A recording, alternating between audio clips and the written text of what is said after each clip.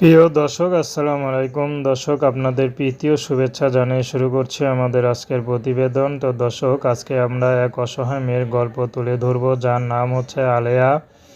আলেয়ার মাদ্রাসায় পড়াশোনা করত, কিন্তু বর্তমানে মাদ্রাসায় আর পড়াশোনা করতে পারেনি। আলেয়া তার বাবাকে খুবই ভালোবাসতো, কারণ একমাত্র উপার্জন ব্যক্তি ছিল তার বাবা। তার বাবা আবার ছিল মসজিদের পরিষ্কার করা, ঘর মোছা, মসজিদের বারান্দা মোছা, মানে মসজিদের যত পরিষ্কার করার কাজ ছিল তার বাবা করতো। কিন্তু হঠাৎ করে তার বাবাটা মারা যায়, আর তার বাবার বেঁচে থাকতে যা টাকা ইনকাম করতো তা দিয়ে কোনো মতে তাদের সংসারটা চলতো, মানে মাস পার করতে খুবই হিমশিম খেতে হতো। তো বর্তমানে তার বাবাটা নাই, বেতনও বন্ধ।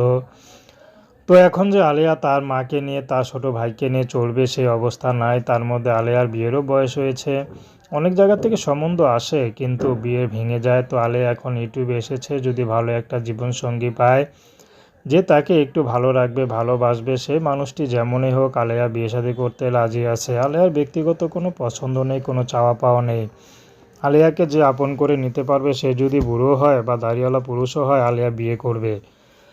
তো দর্শক, এ ছিল আলিয়ার জীবনের সংক্ষিপ্ত জীবন কাহিনী। তো আপনারা যদি আলেয়া আপুর সাথে যোগাযোগ করতে চান, তার নাম্বার স্ক্রিনে দেওয়া আছে। তো প্রেম, ভালোবাসা, সাহায্য সহযোগিতা, বিয়ে শাদী করা একান্ত আপনাদের ব্যক্তিগত ব্যাপার। আসুন আমরা ৫ ওয়াক্ত নামাজ পড়ি, সর্বদা দেশের সেবা করি। আসসালামু আলাইকুম।